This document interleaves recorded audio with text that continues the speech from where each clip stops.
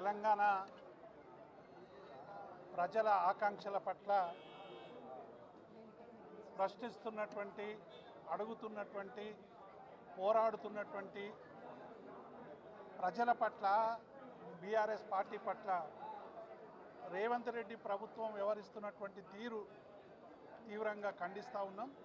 ముఖ్యంగా గత సంవత్సర కాలంలో ఇచ్చినటువంటి అనేక హామీలు, 6 గ్యారంటీలు, 420 హామీలు అమలు చేయాలని కేటీఆర్ గారు, హరీష్ రావు గారు, మొత్తం మా బీఆర్ఎస్ నేతలందరూ కూడా పదే పదే ప్రశ్నిస్తున్నటువంటి నేపథ్యంలో మా అధినేతల గొంతు ముయ్యాలని చేస్తున్నటువంటి ప్రయత్నంలో భాగంగానే ఈ అక్రమ కేసులు పెడుతున్నారనేటువంటి విషయాన్ని మేము స్పష్టం చేస్తూ ఉన్నాం.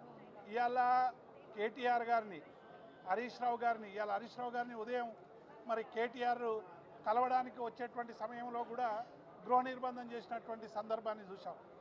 7వ గ్యారంటీగా ప్రజాస్వామ్యాన్ని మేము ఆచరిస్తాం, ప్రజాస్వామ్యాన్ని పునరుద్ధరిస్తామని పుంకాను పుంకలుగా మాట్లాడినటువంటి రేవంత్ రెడ్డి ఇవాళ సంవత్సర కాలంగా మొత్తం ప్రజాస్వామ్యాన్ని అణిచివేసే విధంగా నిర్బంధాలు ఒక సహజ ప్రక్రియగా మారిపోయినాయి.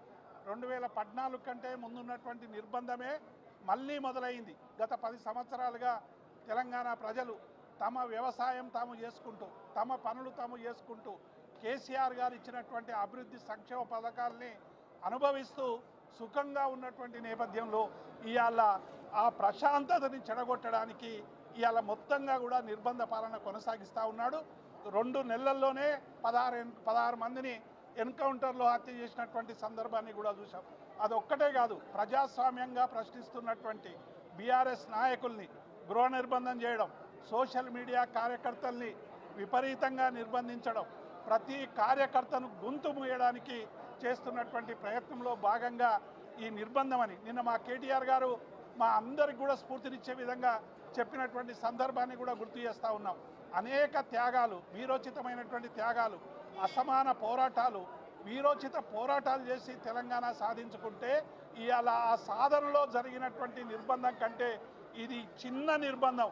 ఈ నిర్బంధానికి బీఆర్ఎస్ భయపడదు, వెనుకడుగు వేయదు. కేసీఆర్ నాయకత్వంలో 60 లక్షల మంది సైన్యం డెఫినెట్గా రేవంత్ రెడ్డి చేస్తున్నటువంటి ఈ రాక్షస క్రీడని ప్రతిఘటించడానికి అందరం కూడా ఒక్కటిగా ఉంటాం, ఒక్కటిగా నిలుస్తాం, రోజు ప్రశ్నిస్తూనే ఉంటాం అనేటువంటి విషయాన్ని మేము గుర్తు చేస్తూ ఉన్నాం. జై తెలంగాణ.